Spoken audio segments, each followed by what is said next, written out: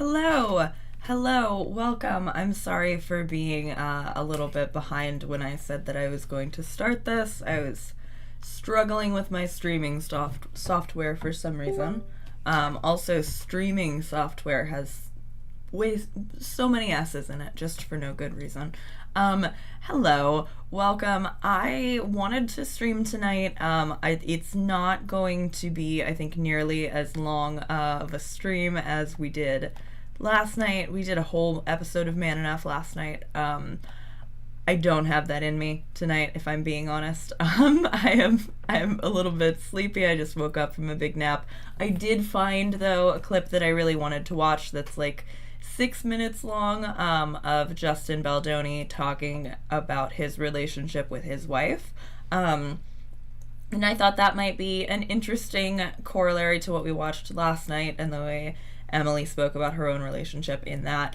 And also, Emily is coming up in the Womb World video, so I'm probably going to want to rewatch her little Baha'i TED Talk at some point.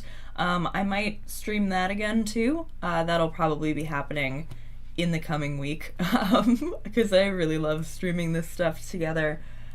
Also, just a top of video note, because I know people watch the replays. Somebody who does watch the replays let me know last night, if you were here when I was having a strong reaction to Jamie Heath mentioning that his child is named Breakwell. That's a Baha'i name. It makes a lot of sense in that context. He named his child Breakwell. You know, we were saying that sounds like a brand name of various sorts. It is actually it's a surname for like one of the first Baha'i Englishmen or something like that. Somebody left a comment because they were watching and they paused to look it up, which is a great idea. Because I was just so spun out over Breakwell being a weird name that I didn't even put together that, you know, I think our guiding light as we're researching these weirdos is that if something is odd, it's almost always going to be a Baha'i thing, right? But yeah, so Breakwell is named Breakwell because that was an early Baha'i guy. It's like naming your child after whatever other religious figure. So like I don't know. It's just weird because we know how weird the Wayfarer people are about this, right? So yeah, that is that's an update. Also, I've made a community tab post about it already, but I'm just really happy. Shanspeare made an amazing video that they uploaded today, and the pretty much like the misogyny slop ecosystem is not just mentioned, but kind of like woven through their entire thesis. And that's fucking incredible. That's really cool. Just in general, it's an amazing video. I posted about it on Blue Sky and I said basically, even if this wasn't kind of peer reviewing my little thesis here, I would have loved that video and it would have been one of my favorite videos that anybody uploads this year, because there's usually a handful of easy favorites for me, and I know those easy favorites as I'm watching them. This would have been an easy favorite of 2025 for me already. It's amazing, but to have been named and to have clearly influenced the way that they thought about things is really fucking cool. I've had Shanspeare videos on my recommendations playlists the entire time, like as long as I have had recommendation playlists. Shanspeare is very formative to the way that I think about what I want to do when I want to talk about YouTube videos and the things that I want to do, and the kind of commentary that I want to create. And my friend Marty sent me the link to Shanspeare's video before YouTube even had a chance to recommend it to me today, and was like, hey, I'm about to watch this, but look at the timestamps. And I looked at the timestamps, and one of the timestamps was misogyny slop ecosystem, and I literally gasped. I gasped, and my heart started beating really, really fast, and I got myself so worked up over like how happy and excited and how validating that was for me to just see like my own words looking back at me from the description and the timestamps of a fucking Shanspeare video. Like, that's that's wild. And I shouldn't rank things, but there's a very different and very amazing feeling of like the Guardian thing is really cool. The Guardian thing is really cool and really validating. But for it to be another YouTuber is just it's really exciting in a completely different way. In a way that just makes me feel really confident about what I'm doing over here, basically. Because like I said, it's like a peer review of my little theory. Like, they expanded on it. They were using my language even as they were proposing their own language. Just a really, really awesome video, and one that I'm really proud to have had a chance to sort of be part of in that way. And also, that coming out on Mother's Day was really cool, because this is historically kind of a shitty day for me, and it ended up being a really awesome day instead, in a way that like didn't have to have anything to do with that. So yeah, I wanted to talk about that a little bit, and I know I already made a community tab post, but it's just really cool. So yeah. Also, very briefly, because I've been going over it at the beginning of all the streams, since we launched the campaign, we have our Womb World t-shirts. These are to clown on Justin Baldoni. He of course refers to a fetus in the uterus as being in Womb World in his little Baha'i TED Talk. We're selling these shirts. This particular campaign runs until the 30th of this month, just because it's the longest that the campaigns run when you do them that way is 3 weeks. But I am either going to extend this exact shirt, or we will do another shirt with the same donation deal, but we'll do like maybe a slightly different design. I don't know, it depends on if somebody has a really good idea for round 2. But all the proceeds for this are being split between an ActBlue account. They're going to an ActBlue account that splits it, rather, is a better way to say that. All profits donate directly to this Abortion Access Right Now ActBlue account, which splits between 94 recipients. It's all the local abortion funds, and all the money goes to that after this initial campaign. And then if we do another one, obviously all the money from that one will also go to that. But we have these running right now. I'm really excited. I have mine ordered. I will film in it once I have it. But we're doing that, and then now we have this clip. This is from Podcrushed, which is not a channel I'm familiar with. I didn't realize that this has Penn in it. Penn keeps coming up on our streams lately. Because he is also Baha'i, and he's been doing a bunch of press lately. I think that Penn and Justin are the two guests. Or, no, wait, actually, Podcrushed is Penn Badgley's podcast? Is it? Is he here all the time? Yeah, okay. So it's Penn Badgley, and he has 2 co-hosts. Welcome to the official YouTube channel for Podcrushed, the podcast where Penn Badgley, is it Badgley or Badgley? I'm not positive, reads your middle school stories. Podcrushed explores the heartbreak, anxiety, and self-discovery of being a teenager. Hosts Penn Badgley, Nava Kavalin, and Sophie Ansari discuss your embarrassing, hilarious, and sweet middle school memories. From childhood crushes to battles with body hair to schoolyard scuffles. The results are sometimes awkward, sometimes heartwarming, and always relatable. Don't miss our episodes with amazing guests like Jenna Ortega, Adam Brody, and Sophia Bush. On this channel, you'll find special clips from interviews, full video episodes on Thursdays, and any other fun videos we can convince Penn to take part in. Okay, so this is his podcast. Oh, he posts quite frequently. Oh, he had Madeline Brewer on. I love her. I hope she's not Baha'i. I doubt she is, but also she's in Handmaid's Tale, and oh, you can't even see. She's in Handmaid's Tale and Liz Moss. So like it could be. Okay, so I didn't know that this was, wow, he's had a lot of people I recognize. I I didn't know that this was the name of his podcast, but I did know that he had 2 podcast co-hosts. So that makes sense why he and Justin were on a podcast. So Justin was the guest on this podcast with him and his co-hosts. I want a womb world design where it's a uterus with mouse ears.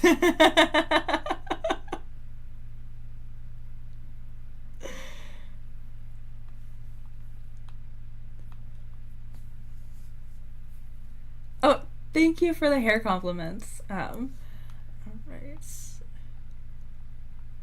It's with its 2 female Baha'i handlers / co-hosts. Okay, yeah. All the Baha'i guys,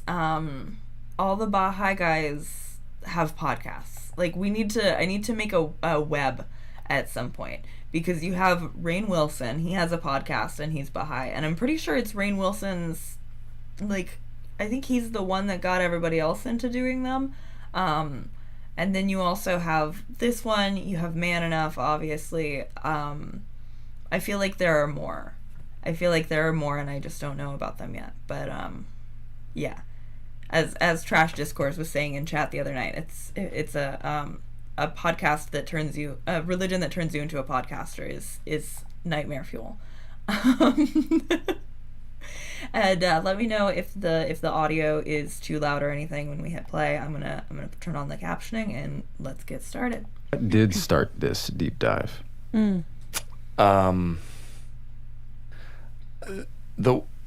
dive started in my 20s. The dive started around the time I met my wife, 27, 28, and our very confusing early dating life. And Can I wait? Hold on. Can I? What do you mean? If you don't mind, what do you mean? I write about it actually in the final chapter. The chapter "Boys Will Be Knights." I was gonna be like, oh dang it, we should have gotten a Man Enough square on the podcast on the bingo. But then he said boys will be nice. But I that's funny that he was like, I wrote about it. The book promo really does need to be part of it. Also, if anybody was here last night, hearing him say like, oh, it was a confusing beginning of our relationship is sad after hearing Emily's point of view on that, where it kind of sounded like it wasn't really confusing. It was more like she knew that she wasn't so into it, and then he love bombed. But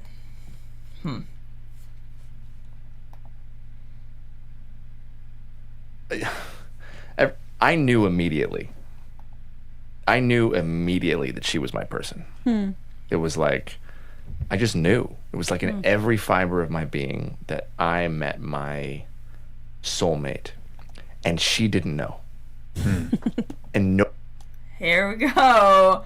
Okay, I was about to be like, maybe I'm being too mean, and I wouldn't have put this without having watched Emily's.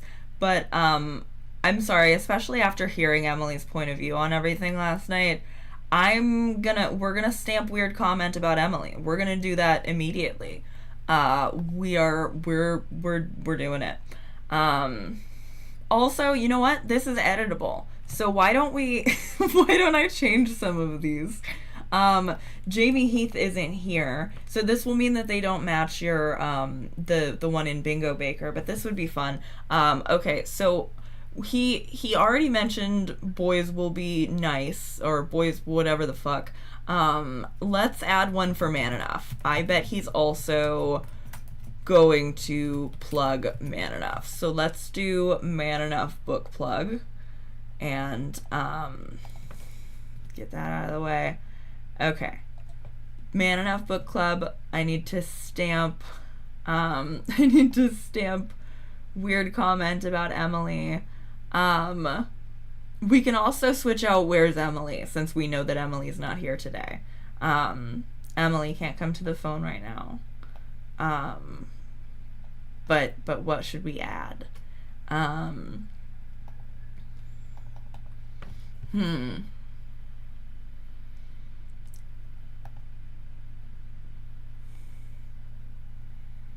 I get triggered these days when I hear a straight man say, "I knew immediately she was the one." At sir, at what point is getting to know her important? Yes, right. You don't know somebody right enough way enough for like your first impressions of them to really mean anything. Very confusing. She wasn't interesting, and so he stalked her and continued pursuing anyway. Right.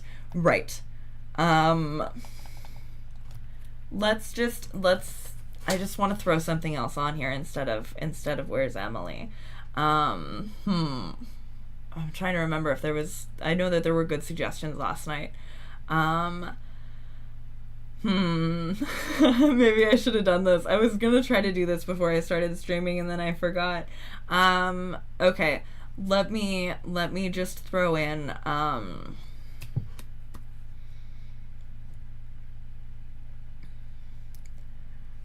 ignoring what Emily wanted, because I think this is gonna come up again. I think ignoring what Emily wants is going to come up again, even after even after weird comment about Emily, and we already got weird comment about Emily. Okay, so all right, here we go. Yeah, chat is full tonight. I love seeing Little Shop of Alley here. I love seeing Fisher Friends here. Little Shop of Alley, as I always mention when I'm streaming, is one of my favorite YouTube creators. And Fisher Friends is my favorite lawyer friend. I think I said that a few months ago, and it remains very true. Weaponized incompetence. That's good. That's much better than ignoring what Emily wants. I'm going to put weaponized incompetence where I just put ignoring what Emily wants. That's great idea. Thank you, Rendered Fat. Incompetence. All right.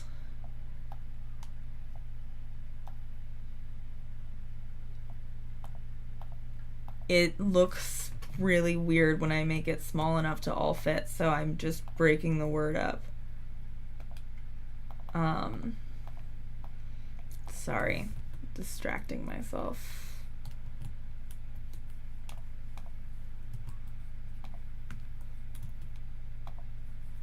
I'm weaponizing my incompetence about being able to do this right now.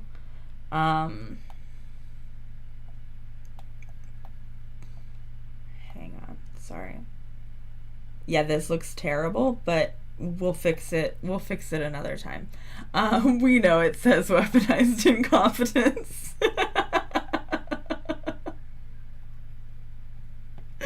Okay, all right, so let's keep going. Oh no, it's okay. I just wanted there to be like half of a shot of getting a bingo. But I didn't want to really take the time because I did want to stream tonight. So let's continue, but it's gonna keep being weird comments about Emily all the way down, I'm sure. Nobody prepared me for that. Nobody prepared me for being weird to my future wife. That I met my... Bro, nobody prepared her for being love bombed. Fuck you. Fuck you. Wow. Fuck you. Soulmate. And she didn't know. And nobody prepared me for that. Nobody prepares you for when you know with your whole being, and then the person doesn't know. And I was just infatuated with her. I was in love, and we weren't even, full on dating yet. I just knew she was my person. and God, she should have broken up with him. She should have broken up with him. It would have been amazing if this guy didn't get to marry her. It was very confusing because you're taught in many ways growing up that as a man you should play it cool and not show, of course, keep it all inside, not show too much. You don't want to be overwhelming. Earlier when you said that I'm very calm, that's all I'm doing. That's all you're doing? That's all I'm doing. I've just learned to play it extremely cool. Don't let any feeling out. Don't let any feeling out. Anyway, go on. You're very good at it. You're very good at it.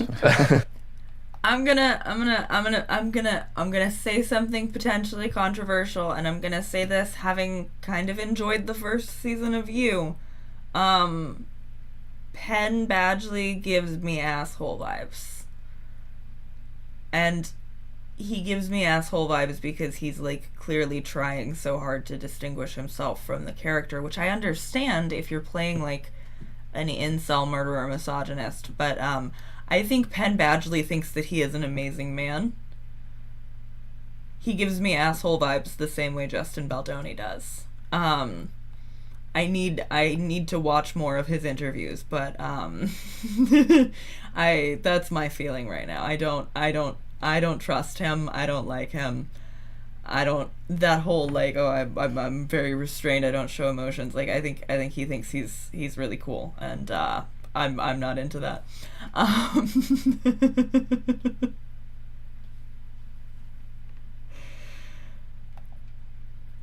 I haven't watched all of Gossip Girl, but I've watched enough Gossip Girl to be exposed to Dan Humphrey. So, like, for a little bit I was telling myself maybe I was being unfair to him, and it was just that I didn't like Dan Humphrey. But then the fact that he's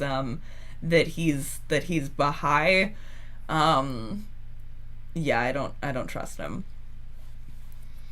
Yeah, he's remained purposely neutral in the lively hubbub right now, and that makes him an asshole. I agree, honestly, because he's spoken so positively of her in the past, and it's clear that he doesn't want to, like, burn a bridge with Justin. Is why he doesn't.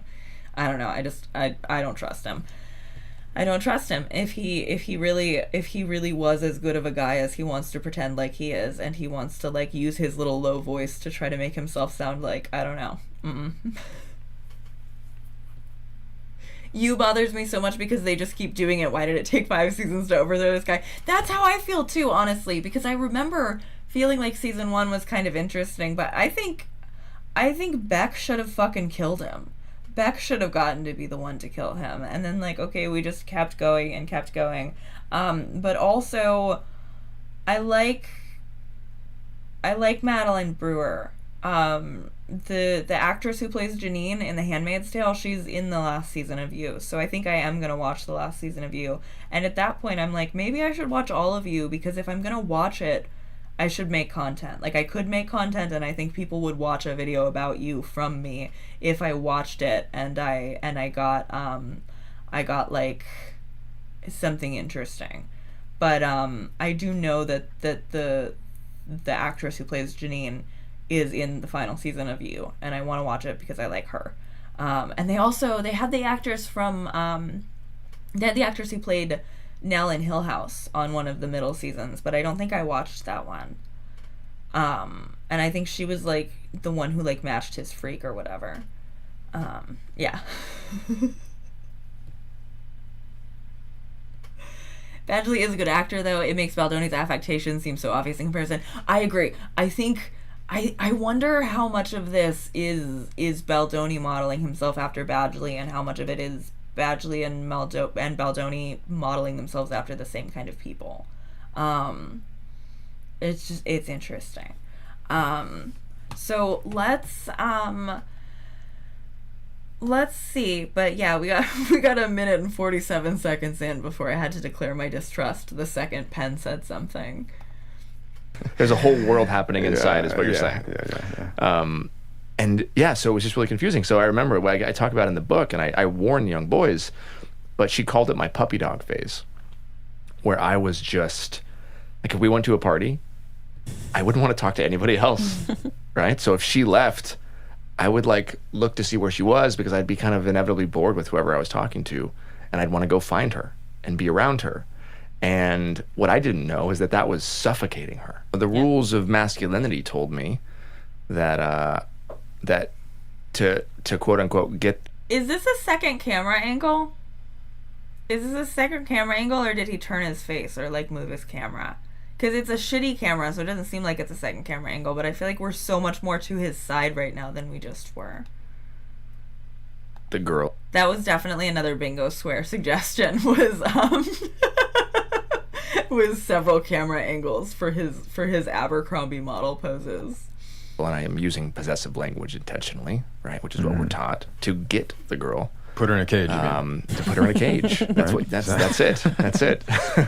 I had to like be a version of myself that was interesting or mysterious, or I had to put on a mask and not show too much. And I was actually trying to do the opposite intentionally. I'm like, no, I am going to show her who I really am. I'm gonna just, if I want to be around her, I'm gonna be around her. If I want to call her, I'm not gonna play this game. I'm gonna call her. And she had never been exposed to that. So here's this woman in her, late 20s, and had never met a guy who was this open and vulnerable, and she had no clue what to do. I don't like this. With me.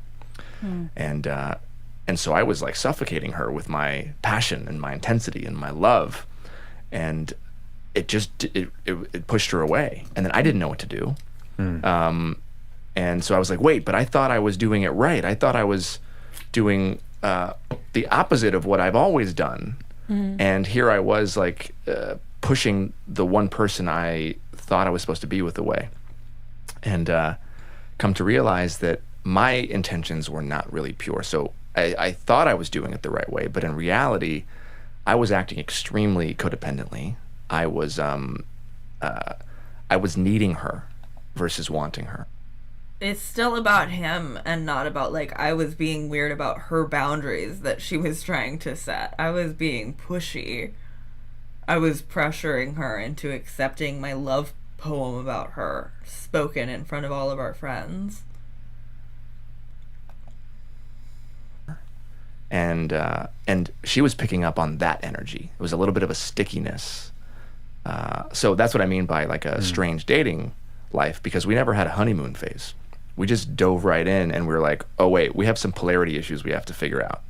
And thank God, because here we are. Do you mean after getting married? No, in dating. Okay. Like early on in dating, like we didn't just, have a honeymoon phase, get married, and then figure out our stuff. We spent a year and a half really investigating character, serving together, figuring out like, okay, why is this awkward? What's happening here? What's happening with our polarity? What am I doing? What are you doing? And then digging in. And it was because of that work, I really believe we built a strong foundation that set us up for, here we are in year 9. And I've never imagined that I could have a marriage as happy and healthy as I have right now. Like I never thought that like I'm going on year 10 that I would be falling more in love with the person that I'm with. Because you hear the opposite. You hear men talk about marriage and like, well, if you ever want to have sex again, don't get married. And you hear the ball and chain thing, and that's not at all my experience.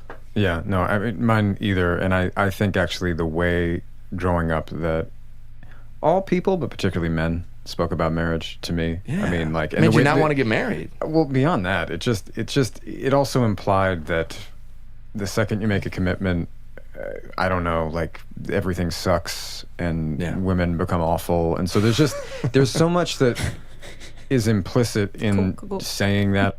We have 30 seconds left, and like, so I doubt that Justin said more about this, and it's just not in this clip. Like, I bet they continued. The way that he just talked about, if I want to call her, I'm going to call her, and like wearing her down, and that in connection with like the story that Emily told last night about not really being sure, and then fucking like being trapped into responding to a spoken word love poem in front of all of their friends. And he just frames that as them deeply investigating character and not even having a honeymoon phase. That's weird as fuck. And then he writes his little Man Enough book, and in his Man Enough book he writes about like this amazing man he wants to be, and then his wife says you need to read your own book, but he does an entire like public existence as if he is already this man that he's trying to sell himself as. when he just so clearly could not give a shit. Like, we know more from listening to her for 10 fucking minutes or whatever between all the times that they interrupted her. We know more about how Emily felt at the beginning of the relationship than it feels like he understands from the way that he retells that. Because he retells it where he's the victim and where he was being vulnerable and where he's still vulnerable.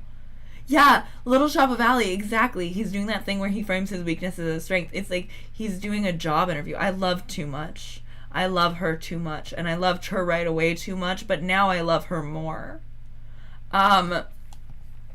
Okay, so make something about himself. I think we're also going to do weaponized incompetence because he's weaponizing the fact that he's incompetent about how to not be a fucking weirdo to his wife who was trying to tell him that. Which honestly, we probably also should have marked abuse of power last night. Medical condition called caring too much. And it's incurable. Weird definition of masculinity. He was talking about that. Did we... Not listening to Emily. Nobody's not listening to women, I mean. Nobody has mogged his feminist analysis yet, though. I don't think Penn even bothered with that. But I do think he said redefining masculinity, which I think counts as a book club.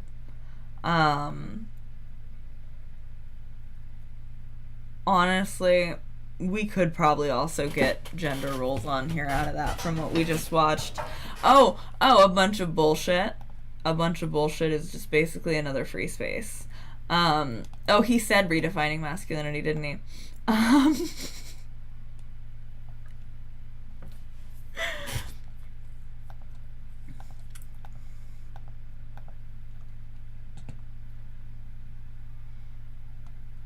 He's framing his trampling of his wife's cues, consent, and comfort as a sign he's actually so tender and vulnerable and too nice for his own good. Exactly how he frames Blake. That's such a good point. It's a strikingly similar story, only Blake said no. His wife begrudgingly gives in. And then his wife describes herself as having been unfair to him, having been rude, or like not rude, but I think she said she was tough, she was unfair. And she was describing herself in that very like she was kind of describing herself as if she was like a petulant child last night, because that's clearly and that is clearly the way that he expects Blake to have reacted to being publicly shamed. That's clearly what the I don't know.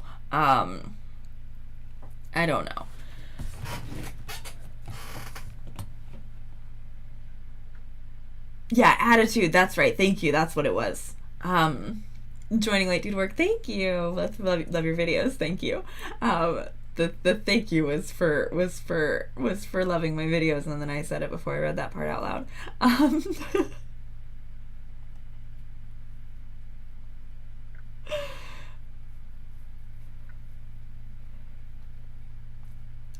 I still can't stop thinking about the point that was made in chat last night where they were talking about, oh, we're gonna hire more women on Wayfarer, and then somebody pointed out how did they treat the women they did hire, and even just knowing Jenny Slate is a mother and Blake Lively is a mother, that's two mothers that they hired for It Ends With Us and who they treated very weirdly on account of being that.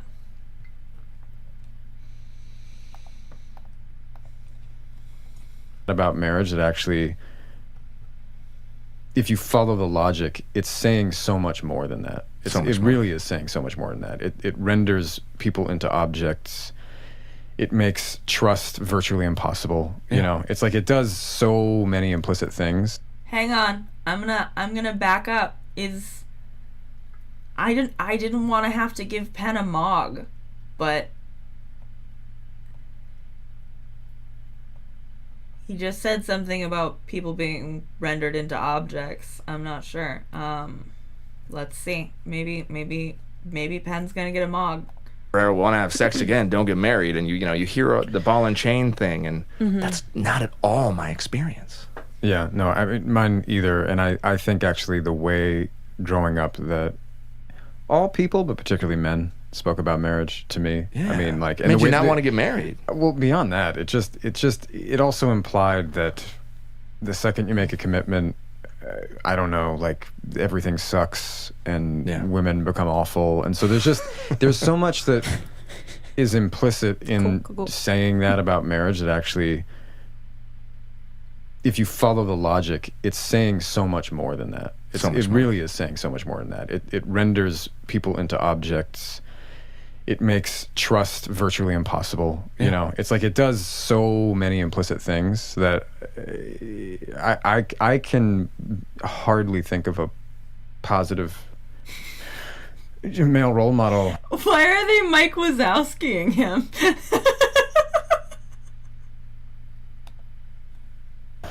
Growing up, I mean, honestly. Okay, all right. You know what? Honestly, is it a mog? Is it a mog, chat? Did Penn just mog? Because I don't want to give it to him because it wasn't really much. He didn't even really say women. Also, yes, Fisher Friends Penn is married. He's one of those like Hollywood wife guys.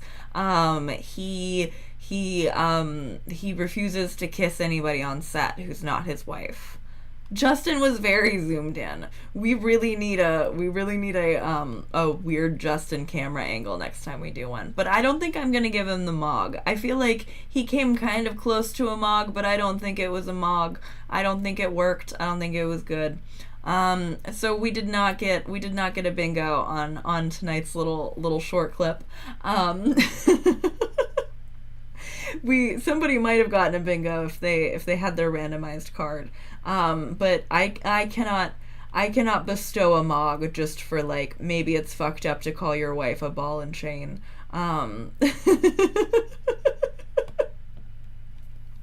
Liz took a metaphorical shit on Justin. Penn just farted in his direction. I agree. I was worried I was gonna have to give Penn a mog within like 5 minutes of video clip between saying I didn't trust him and now, but he didn't pull it off. He did not pull it off. Oh, it was no sex scenes, not no kissing. Oh, all right. That's I think a little bit less weird, honestly. But you know. So there's also I don't know, I don't think I want to watch this tonight, but there is if I for sure 100% if I do a video about you, we will watch this. There's an episode with Rainn Wilson on Rainn Wilson's podcast Soul Boom with Penn and Dr. Nura Nura diagnosing Joe Goldberg. I don't know. I think that would be interesting to watch since we know that Rainn Wilson is also Baha'i. But I don't want to do that tonight because it's like 56 minutes long. And I don't have that in me. But yeah. Pod crushed, soul boom, man enough. I need to get a master list going of all the Baha'i TED Talks.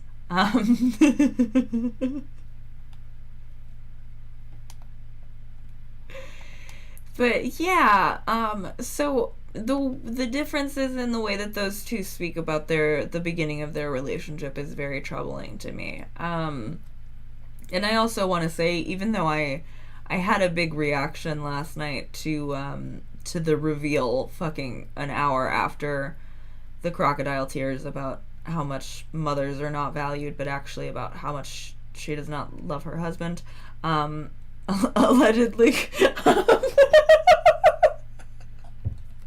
How much Emily Baldoni allegedly does not like her husband. I know that I had a big reaction to her reveal that she didn't have that she was crying about not having help and not being valued, and then it turned out that she had a nanny.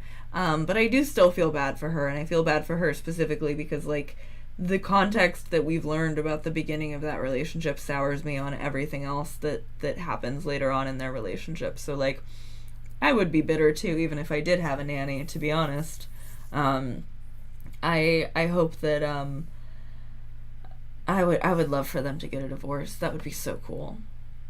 She should get a divorce and go be a girl boss in Sweden.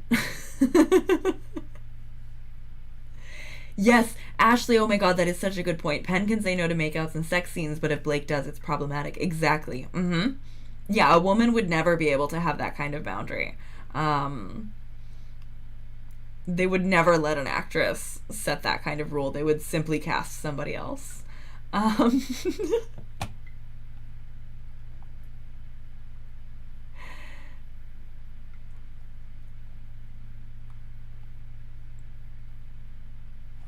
Hi, Callie. Welcome to your first live. I'm actually kind of wrapping up. I know I had said last night that I wanted to stream again today, and then I wanted to make sure that I did that, but I am kind of running out of energy. But yeah, I'm glad that we were able to hang out. As I always say when I'm on live, I really love socializing. I really love my chat.